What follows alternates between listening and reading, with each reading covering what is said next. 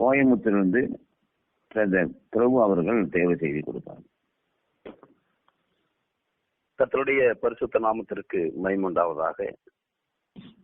இந்த கான்பரன்ஸ் கால் மூலமாக கலந்திருக்கிற தேவ பிள்ளைகள் யாவரையும் ஆண்டவராகிய இயேசு கிறிஸ்து நாமத்தினால நான் வாழ்த்துகிறேன். இந்த நாளுக்குண்டான சகல ஆசீர்வாதத்தினால நன்மையினால இந்த செய்தி கேட்கிற ஒவ்வொருவரோடும் தேவன் நிரப்புவாராக. இந்த நாள் தியானத்தின் வசனம் சங்கீதம் 42 அதிகாரம் 1 மற்றும் 2 ஆகிய வசனங்களை நம்ம பார்க்கலாம். சங்கீதம் 42 1 மற்றும் 2. மானானது நீரோடைகளை வாஞ்சித்து கதறுவது போல தேவனே என் ஆத்துமாவை வாஞ்சித்து கதறுகிறது. என் ஆத்துமா தேவன் மேல், ஜீவனுள்ள தேவன் மேலேயே தாகமாய் இருக்கிறது. நான் எப்பொழுது தேவனுடைய சன்னதியில் வந்து நிற்பேன். கர்த்தருடைய பரிசுத்த நாமத்திற்கு மகிமை உண்டாகட்டும். இங்கே சங்கீதக்காரன், இது தாவீதின் சங்கீதம் என்று மேலே தலைப்பில் நம்ம வாசிக்க முடியும். சொல்கிறாரு, மானானது நீர் ஓடைகளை வாஞ்சித்து கதறுவது போல தேவனே என் ஆத்துமாவை வாஞ்சித்து கதறுகிறது என்று சொல்கிறார். இந்த ஆத்துமா தேவன் மேல எப்படி வாஞ்சித்து தாகத்தோடு, நம்ம எவ்வளவு பசியாக, வைராக்கியமாக, தேவையாக நாம் தேவனை நாம் பார்க்க வேண்டுகிறது என்று இதுல நம்ம வெளிப்படுத்துகிறது. இந்த மான், அந்த வேட்டைக்காரன் மானை வேட்டையாடுவதற்கு அவன் அந்த காட்டில அந்த வில்லுடைய முனையில அம்புல அந்த முனையில கொஞ்சம் விஷத்தடவி அந்த மான் மேல எய்யும் பொழுது மானுடைய வயிற்று பகுதியில, எந்த பகுதியில அந்த அம்பு படும் பொழுது அந்த மான் அடுத்த நிமிஷம் என்ன பண்ணுமா, தன்னுடைய ஜீவனை தப்பித்துக் கொள்வதற்காக தண்ணீரை நோக்கி ஓடுமா. இந்த வேட்டைக்காரன் மானை துரத்தி கொண்டு போக முடியாது. ஏன்னா அது மான் ரொம்ப ஸ்பீடா போயிடும். அதனால என்ன பண்ணுவானா, பக்கத்துல இருக்கிற அந்த தண்ணீர் அண்டைக்கு வந்து நின்னுக்குவானா.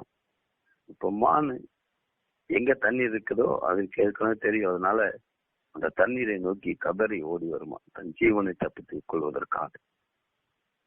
இந்த கண்பானூர்ல இந்த தாவீதும் அப்படி சொல்றார். நம்மளுடைய வாழ்க்கையிலையும் நமக்கு பலவிதமான போராட்டங்கள், ஜீவனை தப்பித்துக் கொள்வதற்காக. யாருக்கு? கர்த்தரிடத்திலிருந்து. பொல்லாத மனுஷன் பல விதங்களில நம்மை அம்புகள் போல பல பிரச்சனைகள் வரலாம், பல பாடுகள் வரலாம், பல போராட்டங்கள் வரலாம். எல்லா பிரச்சனைகளிலிருந்தும் அவன் சொல்றான், என் ஆத்துமா உண்மையை வாங்கிட்டு கதறுகிறது.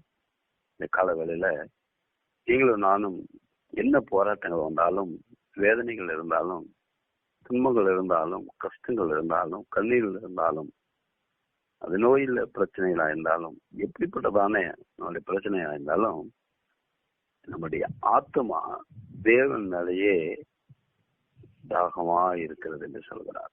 என் கண்பானே, இந்த காலவரையில இந்த சத்தியத்தை கேட்கிற நம்மளுடைய வாழ்க்கையிலையும் பல பிரச்சனைகள் வரும் பொழுது நாம் மற்ற மனிதர்களையோ அல்லது பொருளாதாரத்தையோ அல்லது மருத்துவரையோ முதலாவது நம்பாதபடிக்கு இந்த ஜீவனுள்ள தேவன் மேல நாம் நம்பிக்கையாய் தாகமாய் இருக்கிற பொழுது தேவன் நம்மை அதுல இருந்து, அந்த பிரச்சனையிலிருந்து விடுவிக்கிற தேவனாய் இருக்கிறார். அதான் 2ஆம் வசனம் சொல்றேன், ஆத்துமா தேவன் மேல, அதாவது ஜீவனுள்ள தேவன் மேலே தாகமாக இருக்கிறது. நான் எப்பொழுது தேவனுடைய சந்நிதியில் வந்து நிற்பேன். தாகமா இருக்கிறபடினால நான் எப்பொழுது தேவனுடைய சமூகத்துல வந்து நிற்பேன் என்று சொல்கிறார். அப்போ என்ன பிரச்சனைகள், பாடுகள், கஷ்டங்கள் வந்தாலும் நாம் தேவ சமூகத்துல வந்து அவரை நோக்கி பார்க்கிற பிள்ளைகளாக அவருடைய சமூகத்துல வந்து நிற்கிற பிள்ளைகளாய் காணப்பட தேவன் நமக்கு கிருபை செய்வாராக. சங்கீதம் 84 2ஆம் வசனம் சொல்கிறது, என் ஆத்துமா கர்த்தருடைய ஆலய பிரகாரங்கள் மேல் வாஞ்சியும் கவனமாய் இருக்கிறது. என் இருதயமும் என் மாம்சமும் ஜீவனுள்ள தேவனை நோக்கி கம்பீர சத்தமிடுகிறது. ஜீவனுள்ள தேவனை நோக்கி கம்பீரமாய் சத்தமிடுகிறான். எது? தன்னுடைய இருதயம், தன்னுடைய மாம்சமும். அப்போ தேவன் மேல நம்பிக்கை. ஒரு மான் தன்னுடைய ஜீவனை தப்பித்துக் கொள்வதற்கு மானானது நீரோடைகளை வாஞ்சிக்கிறது போல நம்முடைய நித்தியத்திற்குள் நம்மை கொண்டு போய் சேர்ப்பதற்கு இந்த பொல்லாத உலகத்துல இருக்கிற நீங்களும் நானும் இந்த பொல்லாங்கனை ஜெயிப்பதற்கு, இந்த பாவ காரியத்திலிருந்து நம்மை தப்பித்துக் கொள்வதற்கு, ஜீவனை காப்பாற்றிக் கொள்வதற்கு, நம்மை பரிசுத்தப்படுத்திக் கொள்வதற்கு, நித்தியத்துல தேவனோடு கூட சேர்வதற்கு நாம் ஒரு தாகம் நமக்குள் வேண்டும் என்று சொல்கிறது. அதான் அதே பிரகாரமே வாஞ்சையும் கவனமாய் இருக்கிறது.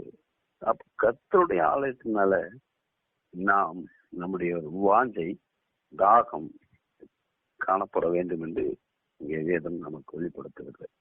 எனவேதான் 91:14 நாம வாசிப்போம், அவன் என்னிடத்தில் வாஞ்சையா இருக்கிறபடியால்.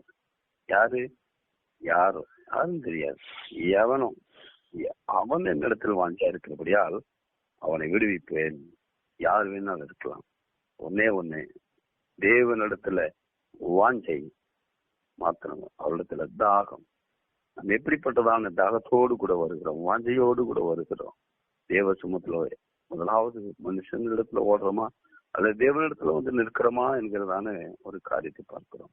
அப்போ வசனம் தெளிவுபடுத்துகிறது, அவன் என்னிடத்துல வாஞ்சையா இருக்கிறபடியால். அப்ப நம்ம எப்பொழுதும் அவன் மேல வாஞ்சையா இருக்கிற பொழுது அவன் என்ன சொல்றாரு? அவனை விடுவிப்பேன். அவன் என்ன பிரச்சனையில ஓடி வந்தாலும், என்ன தாகத்தை தேடி ஓடி வந்தாலும், ஜீவனை தப்பித்துக் கொள்வதற்காகவோ அல்ல கடன் பிரச்சனையில் எப்படிப்பட்டதான பிரச்சனையில் இருந்தாலும் வாஞ்சையாய் கர்த்தாவாகிய கிறிஸ்துவாகிய என்னை நோக்கி ஓடி வந்தபடினால அவனை விடுவிப்பேன். ஏன்? அவன் என்னுடைய நாமத்தை அறிந்திருக்கிறபடினால. என்னுடைய நாம ஆண்டவர் சொல்றாரு, என்னுடைய நாமத்தை என்ன முற்றிலும் அறிந்திருக்கிறபடினால என்னிடத்துல வந்தால் விடுதலை உண்டு, ஜெயம் உண்டு, நன்மை உண்டு, ஆசீர்வாதம் உண்டு, நித்திய பேரின்பம் உண்டு என்பதை அவன் அறிந்திருந்தபடினால, அவன் வாஞ்சிக்கிறபடினால அவனை உயர்ந்த அடைக்கலத்துல வைப்பேன் என்று தேவன் கொண்டு வாக்கு கொடுக்கிறார். எவ்வளவு ஒரு நல்ல தேவன்! உயர்ந்த அடைக்கலத்துல வைக்கிறாரா. நம்மள பிரச்சனைகள் எல்லாவற்றையும் மாற்றி, நம்முடைய வேதனை எல்லாவற்றையும் மாற்றி, துன்பங்கள் எல்லாம் மாற்றி, அவள் எல்லாவற்றிலிருந்து விடுவித்து காக்கிற தேவன் நம்மோடு கூட இருக்கிறார். அல்லேலூயா! நம்முடைய தேவன் எவ்வளவு ஒரு நல்ல தேவன். அல்லேலூயா! Glory Lord, glory to Jesus. கர்த்தருக்கு மகிமை உண்டாகட்டும். எனவே இந்த வாஞ்சை நமக்கு எப்பொழுதும் இருக்கப்பட வேண்டும். தேவன் மேலேயே நம்முடைய வாஞ்சை எப்பொழுதும் அவர் மேலேயே நம்முடைய வாஞ்சை தாகம் இருக்க வேண்டும். இப்படித்தான் நம்ம பார்த்தோன்னு சொன்னா, அப்போஸ்தலர் 17ஆம் அதிகாரத்துல 11ஆம் வசனம் 10ஆம் வசனம் 11ஆம் வசனத்தை கூட பார்க்கும்போது, அந்த பட்டணத்தார் மனோவாஞ்சையாய் வசனத்தை ஏற்றுக்கொண்டு காரியங்கள் இப்படி இருக்கிறதா என்று தினந்தோறும் தேவ வாக்கியங்களை ஆராய்ந்ததினால் தெசலோனிக்கேயில் உள்ளவரை பார்க்கலும் நற்குணசாலிகளாயிருந்தார்கள். யார் இவங்க நற்குணசாலிகளாயிருந்தார்கள்? பெரேயா பட்டணத்தார். நம்ம வாசிக்கிறோம், பெரேயா பட்டணத்தார் மனோவாஞ்சியாய் வசனத்தை ஏற்றுக்கொண்டார்கள். வார்த்தை, வசனம், அந்த வார்த்தையில தான் கர்த்தர் இருக்கிறார். அதுதான் 12ஆம் அதிகாரத்தை 12 கர்த்தருடைய சொற்கள் மண் கோயில் 7 தரம் முறுக்கி உருவாக்கப்பட்ட ஒரு சொத்த சொற்களாய் இருக்கிறது என்று அங்கே நம்ம வாசிக்கிறோம். கர்த்தருடைய வார்த்தையில ஜீவன் இருக்கிறது, கர்த்தருடைய வார்த்தையில வல்லமை இருக்கிறது, கர்த்தருடைய வார்த்தையில பலன் இருக்கிறது. எனவேதான் யோவான் 1:1 நாம் பார்க்கிறோம், அதில வார்த்தை இருந்தது, அந்த வார்த்தை தேவனிடத்தில் இருந்தது, இந்த வார்த்தையே தேவனாய் இருந்தது. எனவே இந்த வார்த்தையில கர்த்தர் இருக்கிறபடினால, ஜீவன் இருக்கிறபடினால, இந்த வார்த்தைய நம்ம என்ன பண்ணுமா, மனோவாஞ்சையாய் மன உள்ளத்திலிருந்து மிகவும் மகிழ்ச்சியாக சந்தோஷமாய் நாம் ஏற்றுக்கொள்ளப்பட வேண்டும். அந்த வார்த்தை மேல நமக்கு எப்பொழுது தாகம் இருக்கிறதோ அந்த தாகம் நம்மளை தீர்க்கிறதாக காணப்படுகிறது, கர்த்தருக்குள்ளாக வழி நடத்துவதாக காணப்படுகிறது. கர்த்தருக்கு மகிமையுண்டாவதாக. எனவேதான் 1 பேதுரு 2ஆம் அதிகாரத்துல அந்த 3ஆம் வசனம் சொல்லும். 1 பேதுரு 2:3 நீங்கள் வளரும்படி புதிதாய் பிறந்த குழந்தைகளைப் போல திருவசனமாகிய களங்கமில்லாத ஞான பானில் மேல் வாஞ்சையாயிருங்கள். அப்ப நம்ம வாஞ்சை எதுல இருக்கணுமா? திருவசனத்தின் மேல. ஏன்னா அது களங்கமில்லாத ஞானப்பால், களங்கமில்லாத ஞானப்பால். இந்த பாலின் மேல, இந்த களங்கமில்லாத திருவசனத்தின் மேல நம்முடைய வாஞ்சை எப்படி இருக்கணும்னு சொல்றான். மானானது நீரோடைகளை வாஞ்சித்து கதறுவது போல நம்முடைய வாஞ்சை தேவ சமூகத்துல நம்மை அவருக்கு நேராக கதறிக்கொண்டு நாம் நிற்கிறதாய் காணப்பட வேண்டும். அப்படி நம்முடைய வாஞ்சை நமக்கு இருக்குன்னு சொன்னா அவர் எப்பொழுது நம்மையில பட்சமாய் இருப்பார், நம்மையில் நோக்கமாய் இருப்பார். நம்முடைய பிள்ளைகளுக்கு எத்தீங்கு வராதபடிக்கு தம்முடைய தூதர்களை கொண்டு, நமக்கு ஒவ்வொருவருக்கும் ஒவ்வொரு தூதர்கள் உண்டு, அந்த தூதர்களை வைத்து தேவன் நம்முடைய வாஞ்சையும் நம்முடைய தாகத்தையும் பார்த்து நம்மை எப்பொழுதும் அவருடைய சந்நிதியில வந்து நிற்கிற பிள்ளைகளாக, எப்பொழுது தேவ சமூகத்தில் நிற்கிறதாக, எந்த பிரச்சனைக்கும் எந்த தேவை என்றாலும் முதலாவது இந்த பிள்ளையினிடத்துல வந்து நிற்பான் என்பதை தேவன் அறிவார். அப்படிப்பட்டதான ஒரு தேவன் நம்மை நோக்கி சொல்லக்கூடிய ஒரு சாட்சி இருக்கணும்னு சொன்னா, இப்படிப்பட்டதான வார்த்தைகள், இப்படிப்பட்டதான வாஞ்சைகள் நம்முடைய வாழ்க்கையில காணப்பட வேண்டும். தேவன் நம்ம விரும்புகிற ஒரு காரியம் என்ன? சங்கீதக்காரன் சொன்னது போல நம்முடைய ஆத்மா தேவன் மேல வாஞ்சித்து கதற வேண்டும். நீரோடைகளை வாஞ்சித்து கதறுவது போல அது ஜீவனை தப்புவித்துக் கொள்வதற்கு மரண ஓட்டத்துல ஓடி வரும். அது மிக ஸ்பீடா ஓடி வரும். வியாதி தன் தண்ணீரை தேடி தண்ணீரை குடித்து அப்படி ஜீவனை தப்பித்துக் கொள்ள வேண்டும். இப்படி ஒரு காயம் ஆயிடுச்சுன்னு சொல்லி நம்முடைய வாழ்க்கையிலையும் பிரச்சனைகள் வரும் பொழுது இவ்வாறாக தேவனை நோக்கி கதறி ஓடி வருகிற ஒரு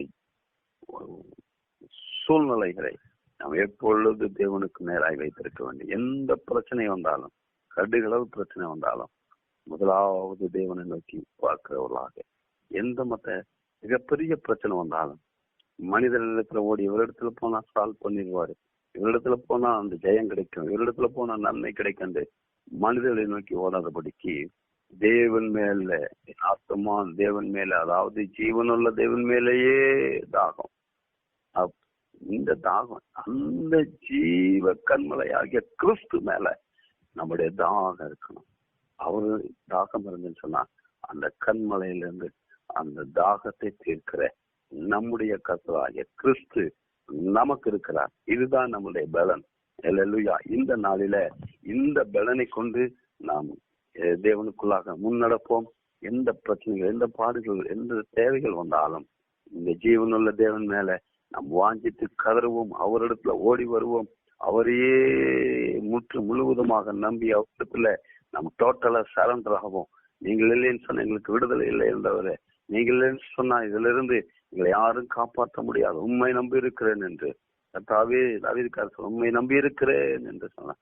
நான் கர்த்தரை நான் எப்பொழுதும் ஸ்தோத்திரிப்பேன், துதி எப்போதும் வாயில் இருக்குன்னு சொன்னது போல எப்பொழுதும் அவரை நம்புகிற, எப்பொழுதும் அவரை ஸ்தோத்திரிக்கிற, எல்லாவற்றுக்கும் முதலாவது தேவனிடத்துல ஓடி வருகிற அந்த வாஞ்சி, அந்த தவனமுள்ள தாகமுள்ள ஆத்மாவும் தேவனை நோக்கி கதறி ஓடி வர வேண்டும். இப்படி நாம் நம்முடைய வாழ்க்கையில நம்ம வரும் பொழுது தேவன் நம்மை எல்லா போராட்டங்களுக்கு, பிரச்சனைகளுக்கு தப்பித்து தேவன் நம்மை நீடித்த நாட்களாக திருப்தியாக்கி அந்த ரட்சிப்பை காண்பிப்பேன் என்று வாக்கு கொடுக்கிறார். எனவே இந்த கால வேளையில இந்த தேவன் மேல, ஜீவனுள்ள தேவன் மேல நாம் தாகமாயிருப்போம். நம்முடைய ஜீவனை தப்பித்துக் கொள்வோம்.